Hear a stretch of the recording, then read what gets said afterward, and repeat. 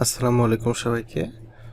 তো এই পার্টে আমরা দেখব হচ্ছে কিভাবে আমরা জ্যাম্পের মধ্যে ওয়ার্ডপ্রেসটা ইনস্টল করতে পারি। সো গত পর্বে আমরা দেখেছিলাম যে কিভাবে আমরা জ্যাম্প ইনস্টল করবো আমাদের লোকাল কম্পিউটারে। আর এখন আমরা দেখব কিভাবে আমরা ওয়ার্ডপ্রেস ইনস্টল করতে পারি। সো ওয়ার্ডপ্রেস ইনস্টল করার জন্য আমাদের ফার্স্ট হচ্ছে ওয়ার্ডপ্রেসের ফাইলটা ডাউনলোড করতে হবে। সো আমি আমার ওয়ার্ডপ্রেসের ফাইলটা ডাউনলোড করে নিই। ওয়ার্ডপ্রেস ডাউনলোড ডাউনলোড লিখে সার্চ দেওয়ার পরে আমরা wordpress.org/download এই লিঙ্কটাতে ফার্স্টে যাব।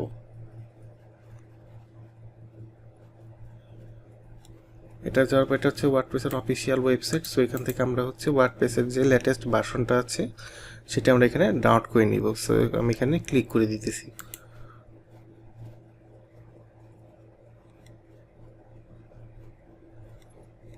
এখানে ক্লিক করার পরে হচ্ছে আমার ওয়ার্ডপ্রেসটা অটোমেটিক ডাউনলোড হওয়া শুরু হয়ে গিয়েছে। আমি এটা ক্লোজ করে দিব। এটা হচ্ছে 23 MB একটা জিপ ফাইল। তো এটা ডাউনলোড হওয়া পর্যন্ত আমি একটু ওয়েট করব।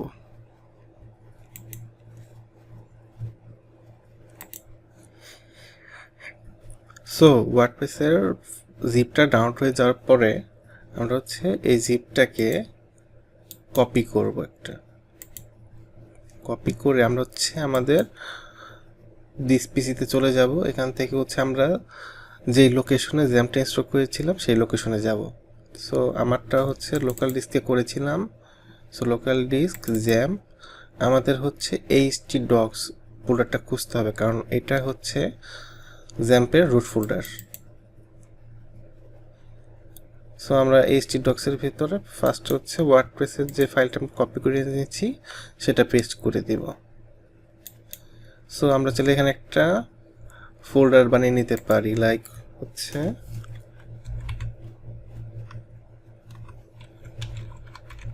নিউ।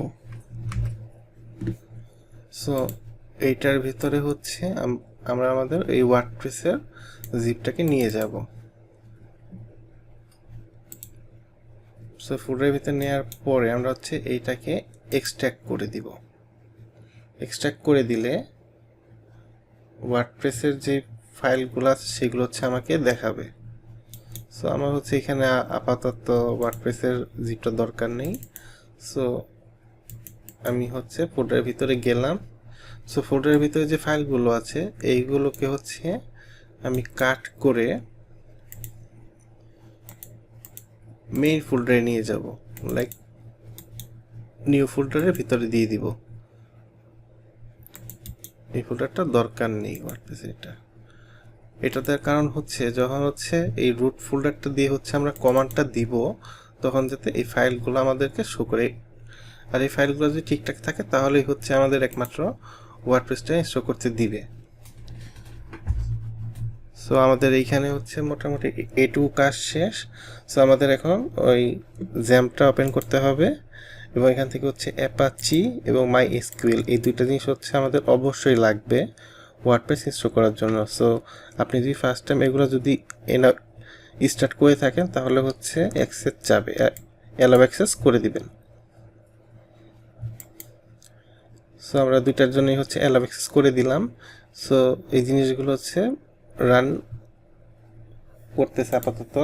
আমি মিনিমাইজ করলাম, এটাও মিনিমাইজ করলাম। সো জ্যামটা যখন আপনার রান করা শুরু করে দিবে তখন হচ্ছে আপনার এই অ্যাড্রেস যে বারটা আছে এখানে আপনি শুধু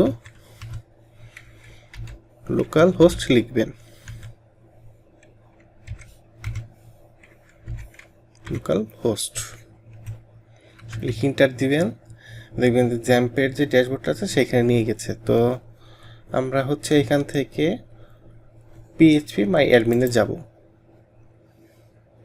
কারণ ওয়ার্ডপ্রেস ইনস্টল করতে হচ্ছে আমাদের ডাটাবেসটা লাগবে। সো আমরা ফার্স্ট হচ্ছে একটা ডাটাবেস ক্রিয়েট করব। ডাটাবেস ক্রিয়েট করার জন্য হচ্ছে এখান থেকে হচ্ছে এখানে দেখেন যে নিউ নাম একটা বাটন আছে, এখানে একটা ক্লিক করব। তো এখানে আমাকে ডাটাবেসের নাম দিতে বলতেছে, তো আমি একটা নাম দিলাম।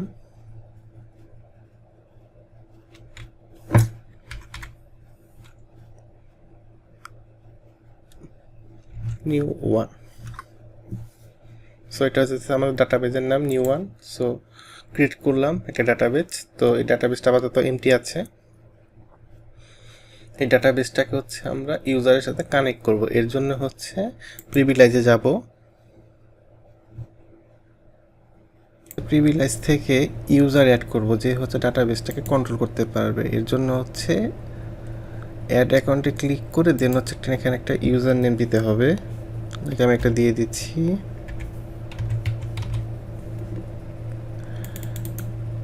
আমি হচ্ছে ইউজার নেম পাসওয়ার্ডটা সেম রাখতেছি, আপনি চাইলে ভিন্ন দিতে পারেন, কোনো সমস্যা নেই।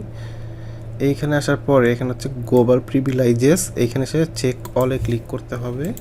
চেক অলে ক্লিক করার পরে নিচে হচ্ছে যে গো বাটনটা আছে সেটাই ক্লিক করতে হবে। সো আমি গো বাটনে ক্লিক করে নিচ্ছি।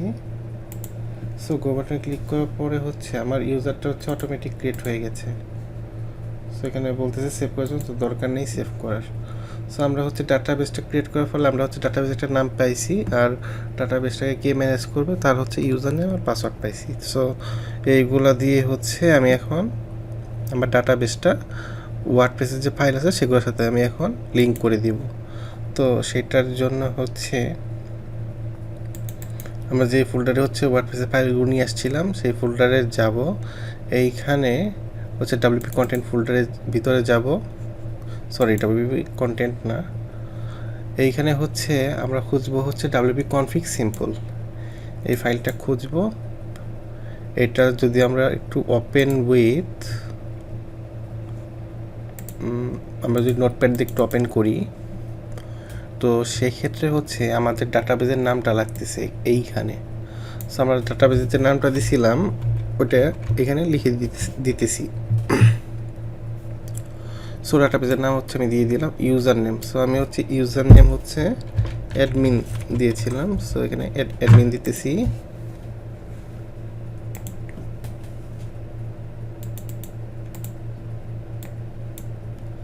সো পাসওয়ার্ডটা এখানে আমি সেম দিয়ে দিতেছি। দেওয়ার পরে হচ্ছে ফাইলটাকে সেভ করে নিব। সেভ করে নিলাম। দেন এই ফোল্ডারে আবার যাব। দেন হচ্ছে এখানে যে সিম্পল কথাটা আছে, সিম্পল কথাটা আমি এখান থেকে রিনেম করে মুছে দিব, কারণ এটা আগে সিম্পল ছিল কিন্তু বর্তমানে হচ্ছে এটার মধ্যে আমি ডাটাবেস ইনফরমেশনগুলো দিয়ে দিয়েছি। সো এটা এখন সিম্পল নেই। সো এতটুকু কাজ করলেই মোটামুটি হয়ে যাবে। দেন হচ্ছে আমাদের ওয়ার্ডপ্রেস ইনস্টল করার জন্য ফার্স্ট অফ অল হচ্ছে ওয়ার্ডপ্রেসের ফাইলগুলো লাগবে, যেটা আমরা হচ্ছে wordpress.org থেকে ডাউনলোড করে নিয়েছি অলরেডি। এই জিপটাকে আমরা জ্যাম্পের htdoc ফোল্ডারের ভিতরে নিয়ে যাব, এক্সট্র্যাক্ট করব এবং এই ফাইলগুলোকে একটা ফোল্ডারের ভিতরে রাখব এবং সেই ফোল্ডারটাকে আমরা কমান্ড করব।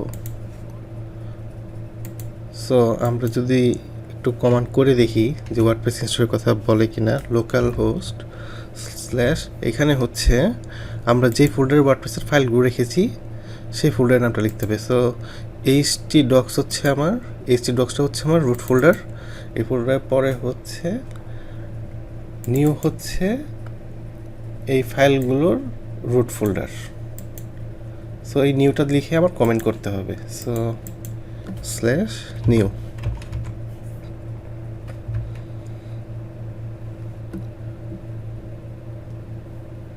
ইন্টার দিয়ে দেওয়ার পরে সব কিছু ঠিকঠাক থাকলে আপনার কাছে ওয়ার্ডপ্রেসের ইনস্টলেশন পেজটা চলে আসবে।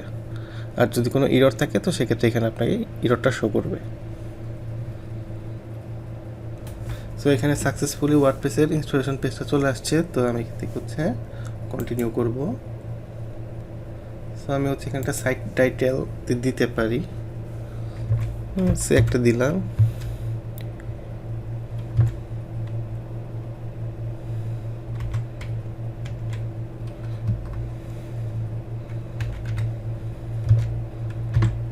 New place. So user name হচ্ছে আমি আগেরটাই রাখতেছি, আর পাসওয়ার্ড হচ্ছে আমি আগেরটাই রাখতেছি। এখানে যদি পাসওয়ার্ডটা যদি উইক হয় তো সেক্ষেত্রে হচ্ছে confirm weak use of password, এটা টিক দিয়ে দিতে হবে। আর হচ্ছে এখানে আমার যে কোনো একটা মেইল, তো আমি আপাতত একটা দিয়ে দিই।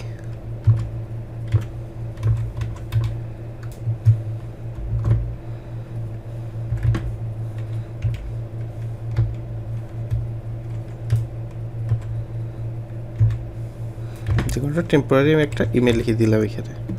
আপনারা অবশ্যই আপনাদের ইমেলটা দিবেন। সো দেওয়ার পরে এখানে হচ্ছে ইনস্টল ওয়ার্ডপ্রেস।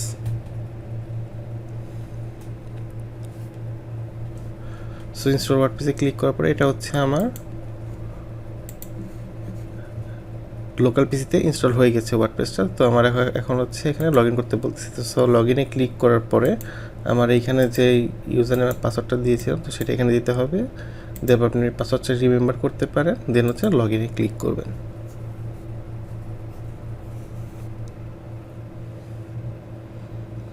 লগ ইনে ক্লিক করার পরে দেন হচ্ছে আপনার এই ওয়ার্ডপ্রেসের ড্যাশবোর্ডটা চলে আসবে।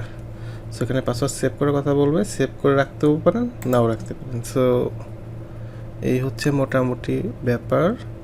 তো আমি হচ্ছে আজকে দেখালাম যে কীভাবে আপনি জ্যাম দিয়ে ওয়ার্ডপ্রেস ইনস্টল করতে পারেন। এর আগের প্রোগ্রামটা দেখিয়েছি যে কীভাবে আপনি জ্যামটা ডাউনলোড করবেন। সো এই হচ্ছে মোটামুটি, আশা করি আপনারা বুঝতে পেরেছেন। তো পরবর্তী ভিডিওতে আমরা আরও কিছু জিনিস দেখব, যেরকম plug in installation, theme installation. So সেই পর্যন্ত সবাই ভালো থাকবেন। ধন্যবাদ সবাইকে।